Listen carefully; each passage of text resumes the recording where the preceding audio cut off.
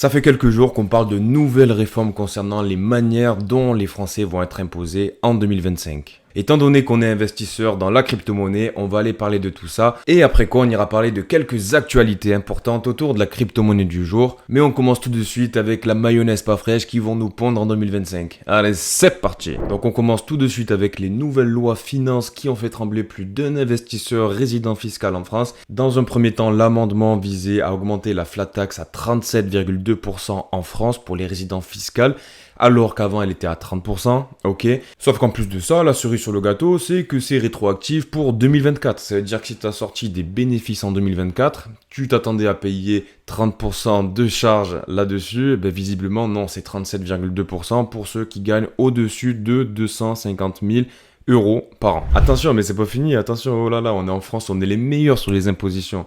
Donc il y avait la flat tax qui a augmenté à 37,2%, on avait l'impôt sur la nationalité, comme le fait les États-Unis, sauf qu'en France, on n'a pas la même portée, on n'a pas la même puissance que les États-Unis, et j'ai envie de te dire que des entreprises qui sont localisées dans un autre pays, mais qui sont propriétaires par un Français, du coup, c'est complètement idiot, et d'un point de vue économique, ben, c'est vraiment mortifère. Ensuite, on avait quoi aussi? On avait aussi l'impôt sur la vente des résidences principales, qui jusqu'à maintenant était nul, ok? Donc si tu achètes une maison, comme moi j'ai pu le faire par exemple, tu la revends 2 ans après, tu n'es pas imposé sur les bénéfices. L'amendement qu'ils ont passé, c'est que justement, tu dois garder la maison 5 ans avant de pouvoir ne pas être imposable. Il y a eu plein de propositions qui ont été faites dans cet amendement.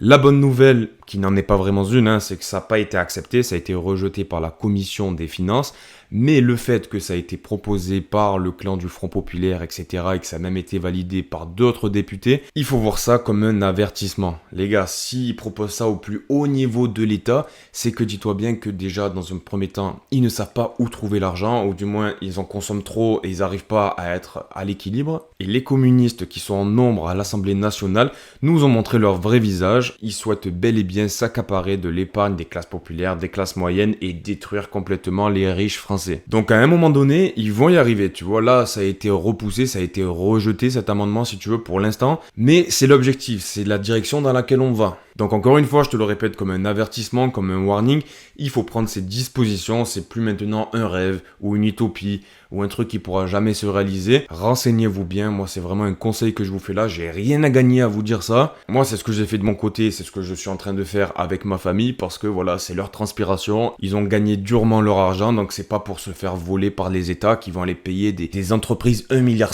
pour laver la Seine ou envoyer des armes en Ukraine ou payer des repas à 1000 personnes où il y a du caviar et du homard pour Bruno Le Maire qui au final c'est lui qui nous a mis dans cette merde, ça fait 7 ans qu'il est au pouvoir. À un moment donné il faut dire stop quoi. Donc voilà les gars, maintenant le warning est terminé, on va parler un petit peu du Bitcoin et de la crypto-monnaie parce que c'est ceux qui nous passionnent.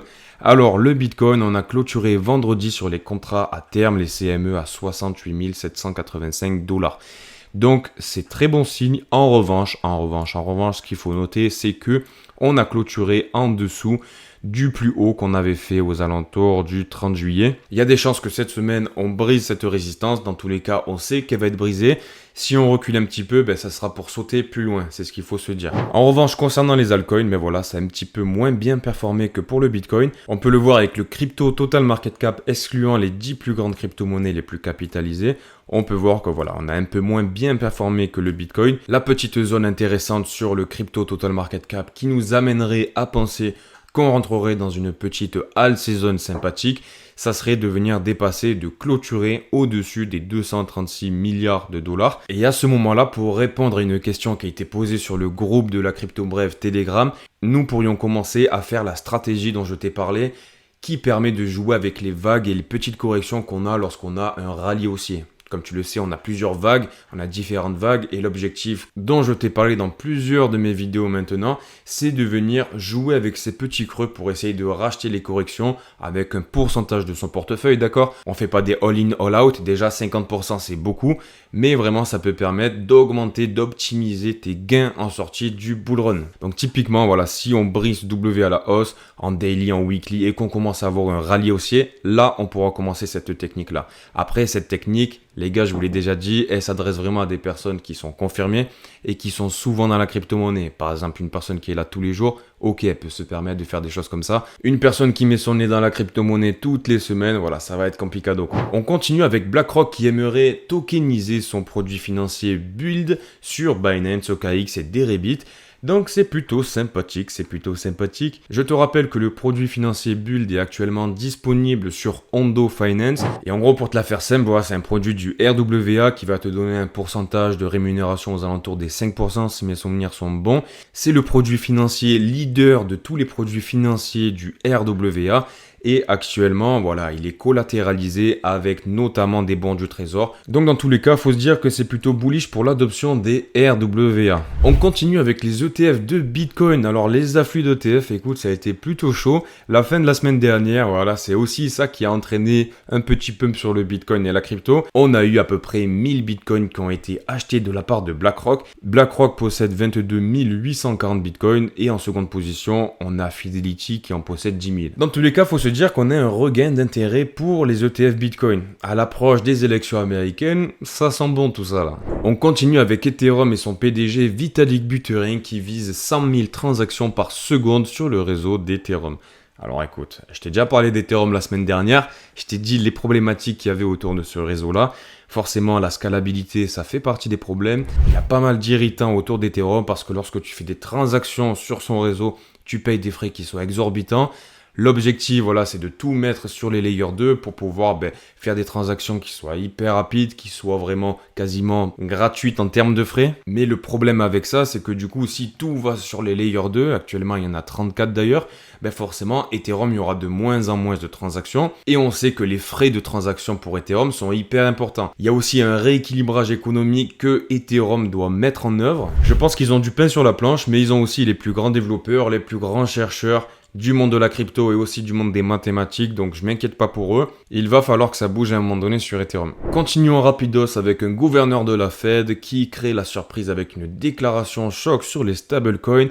Je te rappelle que les stablecoins, c'est des crypto-monnaies qui sont adossées à un actif qui est censé être stable. Donc adossé par exemple à de l'or avec le Pax Gold, on a adossé au DAI, on a adossé au dollar US, au bon du trésor, patin, couffin. Et ce qu'il a dit, c'est que pour les paiements internationaux, les stablecoins peuvent réduire le besoin de recourir à des intermédiaires de paiement et diminuer ainsi les coûts de transaction à l'échelle mondiale. Les transactions seront plus fluides, plus rapides et ça accélérera du coup toutes les transactions économiques. Voilà, donc ils commencent à se réveiller, les mecs du gouvernement commencent à comprendre un peu comment fonctionne la blockchain. Il était temps, après 15 ans où les économistes se sont touchés les noisettes, j'ai envie de te dire.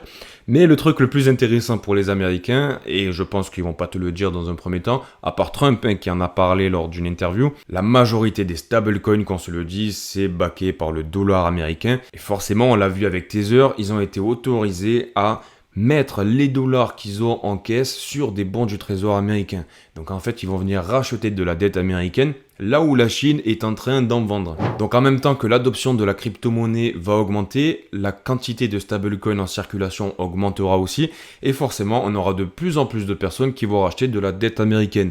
Donc c'est vraiment une technologie qui peut permettre de sauver les fesses des Américains. Donc tu m'étonnes qu'ils apprécient les stablecoins, les coquinous. Ensuite, concernant BitTensor, ça y est, c'est bel et bien acté. On a l'arrivée des smart contracts sur BitTensor qui sont compatibles EVM. En fait, si tu veux, l'EVM, c'est un kit de programmation qui est dédié à l'écosystème Ethereum.